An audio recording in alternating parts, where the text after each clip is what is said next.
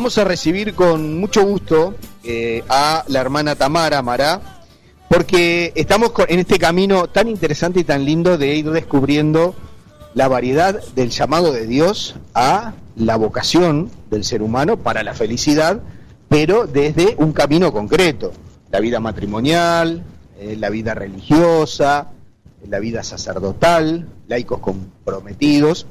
Y en este caso vamos a recibir, como decía, a la hermana Tamara, que ya la tenemos en línea, agradecerle que nos regale este tiempo y escucharla, conocerla y sobre todo descubrir ese camino de Dios en su vida. Hermana, bienvenida, buenas tardes. Buenas tardes, Fabián, ¿cómo estás? Muy bien, ¿y vos? Muy bien, acá. Bueno. Contenta de poder compartir, gracias por convocarme. No, un gusto realmente poder estar este rato contigo. Contanos, Tamara, ¿tú sos uruguaya? No, soy argentina, soy de Buenos Aires, pero bueno, vivo en Uruguay ya hace 3 años y 4 meses. Uh-huh. ¿Cómo ha sido tu relación con Dios? ¿Cómo conociste a Dios? ¿Cómo ha sido, digamos, ese proceso que te ha llevado hoy a ser una religiosa y a seguirle a Dios a través de esta vocación? Bueno, cuando miro para atrás, fue largo el camino, ¿no? Y con muchas, un camino muy interesante, ¿no? Si uno lo piensa, no es como una línea recta, así como una ruta perfecta, sino como con subidas, bajadas, vueltas y vueltas para un lado y para el otro. En realidad empezó en la infancia. Mis padres son católicos, y bueno, si bien no vengo de una familia que practicaba asiduamente la fe, no son lo que se llama laicos comprometidos, sí siempre me inculcaron esto del amor a Dios y lo vivían, ¿no? Lo vivían fuerte en lo cotidiano.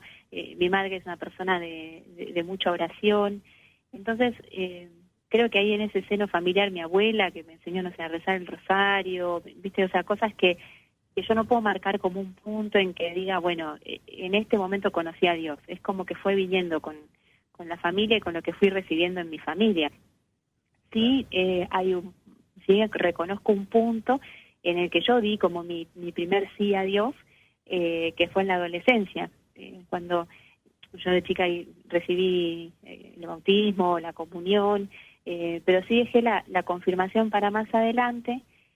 Y un día en un encuentro de jóvenes en el Jubileo, en el año 2000, participé en una jornada de jóvenes que se hizo en mi parroquia, que son esas cosas de Dios. Pues si me llamás, me decís por qué fui, no tengo ni idea por qué fui, porque no estaba en la parroquia, no estaba comprometida, pero me enteré, iban algunos amigos, compañeros de la escuela y fui. Y ahí sentí fuerte, ¿no?, el tema del llamado a integrarme a una comunidad. Y bueno, y ahí empecé a caminar con el grupo de jóvenes de mi parroquia, que bueno, que hasta hoy sigo teniendo amigos y amigas de ese primer grupo, y ahí fueron como el primer conocimiento más propio de Dios, ¿no? O sea, por ahí la oración donde empecé a experimentar a Jesús como un amigo, como alguien que es cercano, como alguien que me convocaba también a un proyecto personal, ¿no? Y me invitaba a descubrir ese proyecto en mi vida, ¿no? Claro. Así fue como lo fui conociendo. ¿Y qué es lo que más, digamos, en ese proceso te impactó de Jesús? ¿Qué es lo Disculpa, que no te escuché bien. Bueno, lo de Jesús, el seguir a Jesús y el poder pensar en un camino que Él me propone va por este lado, porque a mí me impactó tal cosa. Sí, a mí lo primero que me impactó fue el párroco nuestro, el padre Roberto Cancián. Era muy cercano con nosotros, con los jóvenes. A veces estábamos de reunión y él venía y se tomaba unos mates con nosotros, nos llevaba a campamentos, no sé, si bien era bastante más grande que nosotros, era así muy cercano. Entonces yo en verlo así en lo cotidiano, eso fue lo que a mí me hizo empezarme a preguntar, porque yo lo veía como alguien muy pleno, muy entregado, muy feliz. Y tuve la ocasión de decírselo hace poco, y yo lo veía y decía, wow, este hombre es muy feliz, ¿no? ¿Y qué tiene que lo hace tan feliz? Y de ahí fue que empiezo con los primeros cuestionamientos hacia la vida consagrada, por verlo a él principalmente, ¿no? Como él vivía su vida consagrada, tan entregado y claro, tan alegre siempre. Claro. Pero la pregunta mía también iba por el lado de Jesús. Cuando vos conocés a Jesús, cuando vas entrando en ese profundizar de la vida de Jesús? ¿Qué es lo que más te impacta de él? Lo que me impacta de Jesús es el encuentro con el otro, ¿no? Eso creo que es lo que a mí me impactó. Cuando leía en el Evangelio los encuentros de Jesús con personas tan diversas y que realmente las transformaba, eso me puso en contacto profundo con el corazón misericordioso de Jesús, ¿no? Y experimentar esa misericordia primero hacia mí, hacia mi propia historia, hacia mi propia humanidad, eso me fue impactando y me fue transformando y bueno, y creo que me fue como llamando a un seguimiento muchísimo más de cerca, ¿no? Y más comprometido, que en ese momento ni me imaginaba que iba a terminar como una consagración religiosa, ¿no? Ahí en la adolescencia. Pero ahí es cuando me empieza a fascinar la persona de Jesús, va por ese lado, por esos encuentros así, mano a mano, esas amistades, sí, con personas tan distintas entre sí, ¿no? Y como que en el corazón de Jesús hay lugar para todos. Eso fue lo que empecé a descubrir. ¿Y cómo comienza el camino vocacional? Es decir, esto de plantearte la vocación religiosa, ¿y cómo se va dando para que luego vos optes por un carisma especial, por la familia de Don Orione? ¿Cómo fue todo ese proceso? Bueno, hubo como varios así mojones en el camino. Uno que yo me acuerdo que estaba por terminar el secundario y yo estaba como súper comprometida en un montón de actividades y todo, y un día me viene a hablar un compañero del grupo que era más grande, tenía ya 20 y poquitos, y me decía, mirá, Tami, yo te veo súper comprometida en un montón de cosas, y si yo a tu edad estaba igual, pero después cuando terminé la escuela y me tuve que poner a trabajar, a estudiar, tuve que dejar muchas cosas, y eso me puso muy triste. Y me dijo, pero vos fíjate, si realmente no querés dejarlo, quizás te está pasando otra cosa. Y en eso como que me dejó pensando. Yo hasta hoy no sé si él realmente sabía lo que me estaba diciendo cuando me dijo eso, pero eso me dejó pensando, ¿no? ¿Qué es esa otra cosa que me puede pedir Jesús? Y bueno, y ahí lo empiezo un poco a charlar con el párroco y empiezo una dirección espiritual. Y cuando íbamos viendo que Dios iba confirmando los signos por el lado de la vida consagrada, en mi comunidad no había religiosas porque, bueno, los sacerdotes son religiosos pero no tienen así una rama femenina. Entonces, bueno, empecé a conocer algunas congregaciones y llegué al Cotolengo, a un Cotolengo de Buenos Aires, porque fuimos a visitarlo con una amiga que mi amiga estudió terapia ocupacional, hoy en día se dedica al campo de la discapacidad, pero Dios la llamó por otro lado, está casada, es madre, y fuimos juntas a conocer el Cotolengo. Y yo en eso siempre, cuando me toca compartir el testimonio, siempre digo lo mismo, bueno, como la persona que se casa, y vos decís, bueno, ¿por qué te casaste con esta persona y no con tantas otras que se parecen? Bueno, me enamoré, no sé, y fue así, pisé el Cotolengo, vi a las hermanas, vi a las residentes, y creo que algo que me conmovió profundamente era escuchar que las residentes del Cotolengo las llamaban mamá a las hermanas. Eso me sacudió y fue ese primer día yo dije, es acá. Después el camino fue largo, ¿no? Porque, bueno, empecé el acompañamiento con las hermanas y también ahí hubo como muchas idas y vueltas, pero ese fue el momento, así de la revelación, el momento que yo dije, sí, es acá, Dios me llama acá. Desde el primer momento sentiste que ahí era tu lugar. Sí. Uh-huh. Sí, ¿Y cómo fue el camino de formación? En otras congregaciones que son muy lindas y que tienen todas una espiritualidad súper rica y que incluso he hecho acompañamiento con hermanas de otras congregaciones, y nada, me sentía cómoda, me gustaba ir a compartir, pero no sentía eso que sentí el día que entré en el Cotolengo. Claro. Ahí fue lo que me marcó, ¿no? Fue el momento del enamoramiento, propiamente. ¿Y cómo fue el camino de formación? Y el camino de formación, bueno, yo empecé... en realidad, mira, yo empecé el postulantado cuando tenía 21 años, hice 2 años de postulantado y después ahí me entraron algunas dudas porque, bueno, yo antes de entrar a la congregación me gustaba la medicina y entonces, bueno, ahí como que me entraron algunas dudas y el sacerdote que me acompañaba en ese momento me dijo, mira, mejor salí, estudia un poco, quizá todavía sos muy chica, bueno, entonces ahí fue que me tomé un tiempo, empecé a estudiar, empecé a trabajar, me fue bien. Tuve experiencias muy lindas y que hasta hoy me construyeron mucho como persona, ¿no? Como la experiencia de poder vivir sola, de tener como mi independencia y en el fondo me iba bien en el estudio también y en el fondo había una cierta inquietud que nunca se calmaba, ¿no? Y bueno, y entonces en diálogo con una de las hermanas, como bueno, me propusieron hacer una experiencia, porque bueno, la hermana que había sido mi maestra de postulantes seguía viendo que había algo ahí que yo todavía no le encontraba respuesta. Entonces viví algunos meses con las hermanas sin dejar de estudiar y trabajar, volví a vivir en una comunidad y ahí ingresé de nuevo. Y bueno, ahí empecé mi proceso formativo, hice 2 años de postulantado, después hice el noviciado, e hice mis primeros votos en el año 2016. Hice mis primeros votos como religiosa, y actualmente todavía estoy en formación porque estoy en el proceso de votos temporales, ya llevo 4 años de votos, así que bueno, estoy en caminos así largo y con muchas experiencias también, todas muy lindas. Y bueno, después de que profesé estuve 1 año más en Argentina y después ya me destinaron acá a Uruguay. O sea que ahora vas rumbo a los votos perpetuos. Sí, ya falta poco. Bien.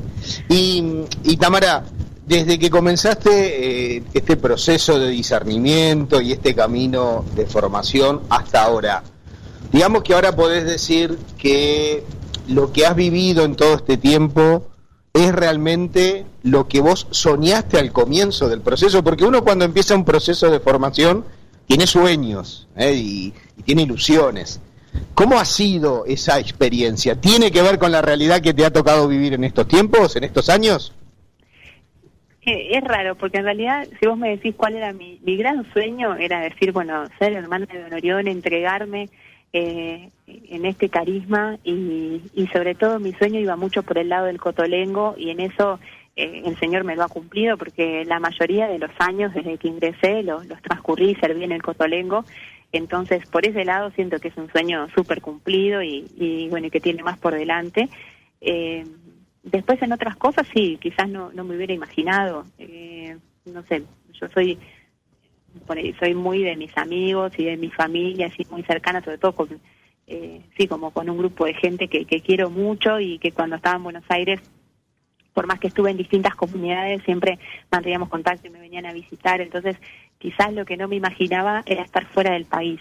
Eso sí, como que fue algo que el Señor realmente me sorprendió, y fue algo muy positivo, porque en su momento me rompió las estructuras y para bien, para ver que cuando uno le entrega el corazón a Jesús, el corazón se amplía más, ¿no? Yo creo que vivir fuera del país, si bien estoy cerca, pero sabemos que somos distintos, me insumió ensanchar el corazón, aprender un modo distinto de vivir, un modo distinto de seguir a Jesús también, desde otra cultura, conocer otra cultura y sobre todo hacer también amistades acá y hacerme el corazón un poco acá, ¿no? Creo que en eso sí era algo que no lo soñaba y Dios me sorprendió totalmente, y para bien. ¿Y cuál es el secreto de la vida comunitaria? Porque a simple vista, uno en la vida comunitaria puede ver un grupo de personas, religiosos o religiosas, que de diferentes edades, diferentes culturas, diferentes etapas de formación incluso. Sí. ¿Cómo hacen para justamente encontrarle sentido a la vida comunitaria ante lo que a los ojos de repente simples puede ser una cosa muy difícil? ¿Dónde está el secreto? Esa es la pregunta compleja. Son muchas cosas. Bueno, por un lado yo creo que es el sentido también de la vida religiosa, ¿no? Porque Jesús mismo formó comunidad. Yo creo que ahí está como la base. Cuando nosotros optamos por la vida comunitaria dentro de la vida religiosa, no es un apéndice, sino que es parte estructural de nuestra consagración, y tiene que ver con eso, que Jesús formó una primera comunidad de discípulos y discípulas que decía y él mismo decía, yo los llamo amigos, y si uno se pone a ver en ese grupo también, o sea, si vos te pones a analizar personalidades, historias, nada que ver, ¿no? Uno con otro, claro. y hasta hubo incluso chispazos entre ellos, y después de la resurrección también. Entonces creo que estaba en eso, en el deseo de Jesús, que podría haber hecho toda su misión solo y desde el inicio forma comunidad. Entonces eso es como algo que uno lo hace como ir a las raíces de dónde viene. Uh-huh. Después, también desde esa experiencia que yo te decía al principio de encontrarse con la misericordia de Dios, es que uno puede como ver también con misericordia a la hermana, ¿no? Entonces, quizás somos todas distintas, incluso en la comunidad que estamos ahora tenemos distintas edades, distintos caminos, distintas personalidades. Hoy puedo decir que estoy en una comunidad que nos llevamos todas muy bien, que nos queremos mucho. No siempre se da porque hay una realidad humana que está y que a veces es difícil de superar. Pero lo que te decía, esto de la mirada de misericordia, es decir, bueno, así como Jesús tiene misericordia de mí y me llamó con todos estos defectos que tengo y con todas estas cosas difíciles que tiene mi personalidad, también la llamó a mi hermana que está conmigo, ¿no? Eso por un lado. Y por otro, eso como que es como de cualquier comunidad cristiana. Pero después en la vida religiosa también nos une fuerte el carisma.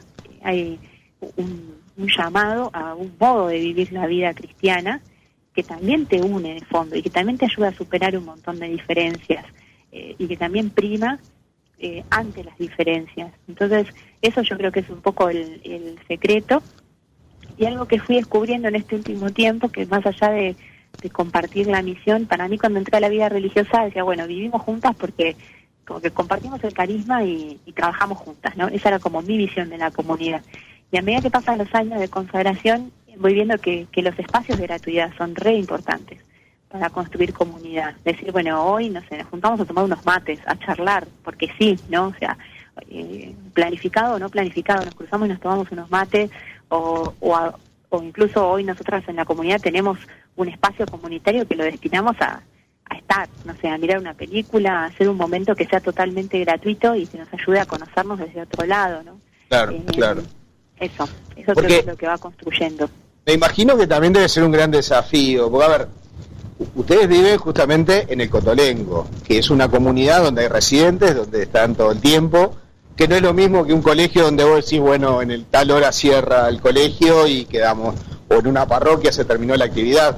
El gran desafío es ese, por un lado, una comunidad viviendo esta realidad concreta con quienes comparten la vida con ustedes, que son los residentes, y por otro lado también buscar estos espacios de poder vivir en comunidad. Ese es un gran desafío, me parece a mí a simple vista, ¿no?